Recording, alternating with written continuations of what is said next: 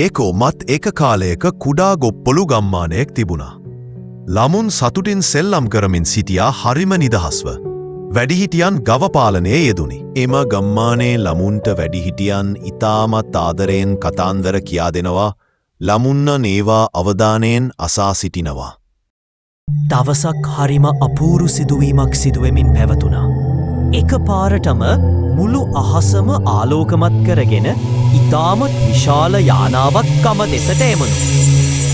ගම්වැසියෝ කලබල වී මේ අත දුවන්නට සැරසුණා. කෙසේ වෙතත් දෑනටම එම යානාව ගම තුළට ඇතුළු වී අවසානයි. එම නිසා ගමේ සියලු දෙනා කුමක් දැයි බැලීමට ඒ දෙසට ලන් වුණා. එක පාරම මහ අපූරු දෙයක් සිද්ධ වුණා. එක පාරම යානයේ දොරටුවක් විවර වී ඒ තුලින් විශාල එළියක් විහිදවාගෙන ගම්වැසියෝ කිසිදා දැක නැති ජීවීන් පිරිසක් ඒ තුලින් එළියට ආවා. එම ගමේ සිටි එක කුඩා නිර්භීත ළමයෙකු ඒ දෙසට ගමන් කරා. නමුත් ගම්වැසියෝ එම ළමයාට කෑ ගැසුවාය. නමුත් ළමයා ඉදිරියටම ගියය. පසුව එම විවර වූ දොර තුලින් ඉතාමත් හුරුබුහුටි ජීවියා මෙසේ කීවය.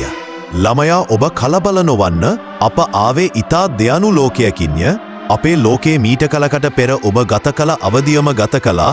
ඒත් අපි මේ තරම් දෙයනු උගත් ජාතියක් වීමට ඉවර්තන්නාම මේ දැනුව අප අද ඔබේ ලෝකයටද දීමට බලපොරොත්තු වන්නෙමු. ඉතින් ළමයා කුතුහලයම කුමක්දැයි අසා අපිට එය ලබා දෙන්න යයි පැවසුවේද.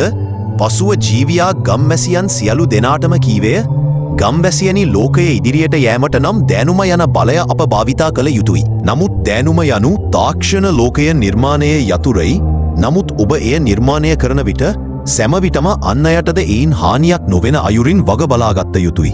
මක්නිසාද යත් අප තාක්ෂණය භාවිතා කළ යුත්තේ ගැටලුවලට විසඳුම් සෙවීමට, ගැටලු වැඩි දියුණු කිරීමට නොව කියලා ඔහු පැවසිය. පසුව එක පාරටම ඔවුන් සමු අරන් නැවත ඔවුන්ගේ ලෝකය වෙත ගියය.